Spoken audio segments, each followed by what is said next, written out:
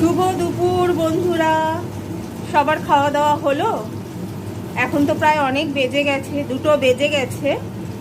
তো আমার তো খাওয়া দাওয়ার কোনো পর্ব শুরুই হয়নি বলতে পারো এক প্রকার। এখন সবে এসছি রান্নাঘরে। তো যখন প্রচণ্ড বৃষ্টি হলো তখন আর খিচুড়ি হলো না, কিন্তু এখন আজকে দেখছি বৃষ্টিটা ধরেছে, কিন্তু আজকে একটু খিচুড়ির মন হয়েছে 2 দিন ধরেই, কিন্তু করে ওঠা হয়নি।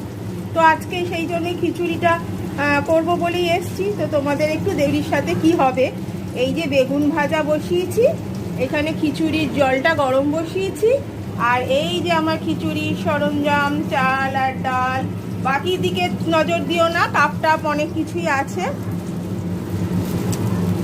তো এই বেগুন ভাজা, খিচুড়ি আর অবশ্য আলু ফুলকপিটা আমার করা হয়ে গেছে। এই হচ্ছে আজ